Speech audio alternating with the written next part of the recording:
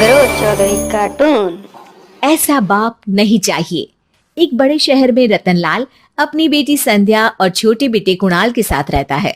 रतनलाल बहुत गरीब है और शराबी किस्म का आदमी है। वो रिक्शा चलाकर अपना जीवन यापन कर रहा है। रतनलाल एक अधेड़ उम्र के आदमी योगेश्वर को कभी कभी अपनी रिक्शा से मार्केट या मंदिर छोड़ता है और कभी कभी बाजार से उसका सामान भी ले आता है। एक दिन रतनलाल योगेश्वर से कहता है, साहब, आपके पास गाड़ी है, फिर भी आप कभी कभी रिक्शा से क्यों जाते हो? इन शहर की गलियों को आराम से देखना मुझे बहुत पसंद है। ठीक है साहब, मैं चलता हूँ, कल फिर आऊंगा। अरे रतनलाल, रुको तो। मैंने सुना है कि तुम अपनी बेटी को कुछ पैसों के बदले किसी को दे रहे हो।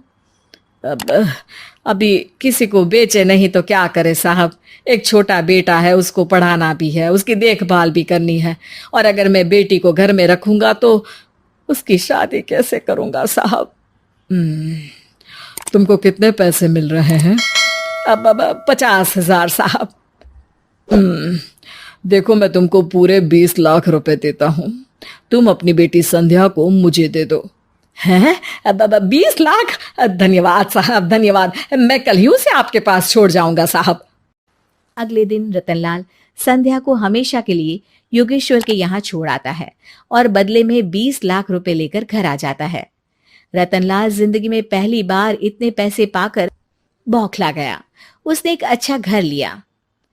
कुणाल, अब हमें कोई चिंता नहीं है। तू अब अच्छे से पढ़, खूब मन लगाकर पढ़ाई करना। पापा, मुझे पढ़ाई करना अच्छा नहीं लगता। अरे तूने अगर ज्यादा बकवास की ना तो बहुत मारूंगा।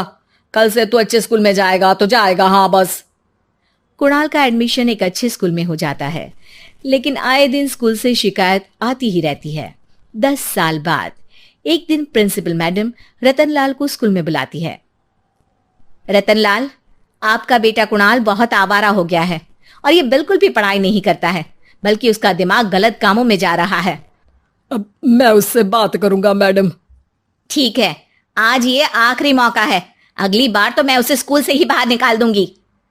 रतनलाल घर आ जाता है और कुणाल से कहता है, कुणाल बेटा, मैं तुम्हारे ऊपर इतना पैसा लगा रहा हूं, फिर भी तुम स्कूल में सही से क्यों नहीं पढ़ते हो? आप तो रहने ही दीजिए। मैं सब जानता हूं कि ये पैसा कहां से आया है, और वैसे भी अब ये पैसा मेरा है। मेरा जो भी मन होगा मैं करूंगा। आज के बाद मैं कभी स्कूल नहीं जाने वाला।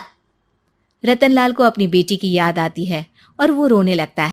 5 साल बाद कुणाल एक दिन एक लड़की को शादी करके घर ले आता है। पिताजी, ये मेरी पत्नी है स्वीटी। तुमने शादी कर ली? हाँ, शादी कर ली मैंने, दिखाई नहीं दे रहा? और अब से आप फिर से कमाना शुरू कर दो। बहुत बैठ कर खा लिया। कुणाल, तुम इस बुड्ढे को घर में क्यों रख रहे हो? देखो ना, ये शराब पीता है। इसे घर से बाहर निकाल फेंको। अरे स्वीटी, ये मेरे पापा है, कैसे बाहर निकाल दूं? और वैसे भी घर में कोई तो चाहिए ना काम करने वाला।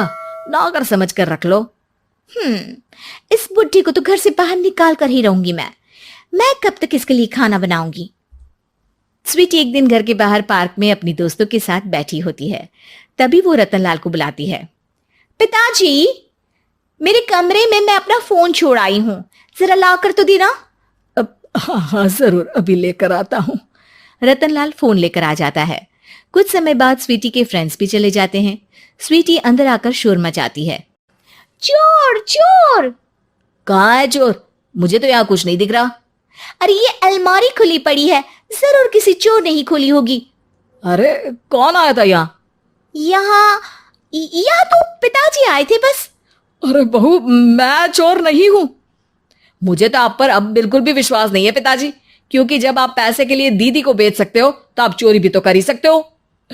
अरे लेकिन वो सब तो मैंने तेरे भले के लिए किया था ना। मैं तो कहती हूँ कि हमें इनकी कमरे की तलाशी लेनी चाहिए।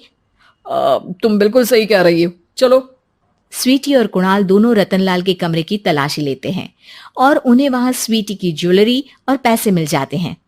मैं तो पहले ही जानता था कि चोर आप ही हो। निकल जाओ मेरे घर से और दोबारा अपनी शक्ल मत दिखाना। रतनलाल आंखों में आंसू लिए घर से निकल जाता है। स्वीटी मन ही मन सोचती है, आज तो मेरी प्लानिंग सफल हो गई। जैसा मैं चाहती थी ऐसा ही किया और बड़ी आसानी से उस बुड्ढी को चोरी का इल्जाम लगाकर घर से भगा दिया।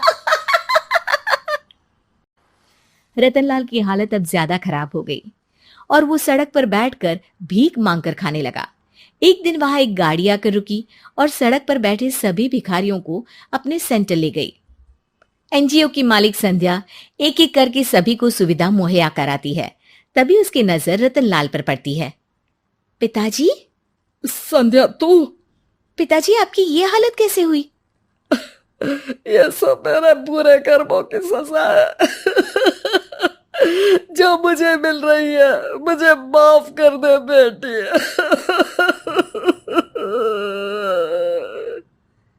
पिताजी, मैं आप पर बिल्कुल भी गुस्सा नहीं हूं, क्योंकि आपने मुझे यहाँ भेजकर अच्छा ही किया। मेरी जिंदगी बदल गई।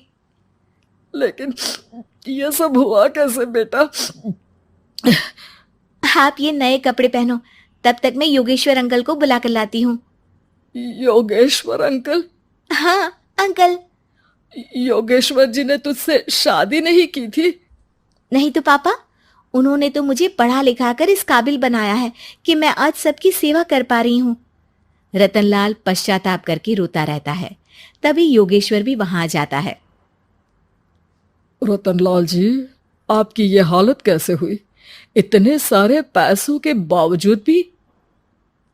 क्योंकि मैंने बेटे और बेटी में भेदभाव किया था। लेकिन आपने ये कैसे किया? मुझे ये जानना है, बताइए। सालों पहले जब संध्या छोटी थी, तब मैंने एक बार एक आदमी से तुम्हें बात करते हुए सुना था, जो कुछ पैसों में संध्या को तुमसे खरीद कर शादी करना चाहता था। मैं उस समय एनजीओ में बच्चों के लिए ही काम कर रहा था और मैं किसी भी लड़की की जिंदगी खराब होते नहीं देख सकता था। इसलिए मैंने अपने जीवन की कमाई का एक बड़ा हिस्सा तुम्हें दे दिया था। सच में कितना गलत था मैं। मुझे माफ कर दो। अब आप दोनों मेरे साथ घर चलो और आज मैं अपना सच्चा प्रायश्चित करना चाहता हूं। योगेश्वर और संध्या रतनलाल के साथ घर जाते हैं। स्वीटी दरवाजा खोलती है। चोर भिखारी, तो फिर से आ गया? चल भाग यहां से बुड्ढे। ये घर तुम्हारे बाप का नहीं, मेरा है। बाहर निकलो यहां से। रतनलाल कुणाल और संध्या को घर से बाहर निकाल देता है। योगेश्वर जी, अब ये घर आपका है और अब आप यहाँ एक और एनजीओ खोल सकते हैं। शायद अब ये सच्चा प्रायश्चित है।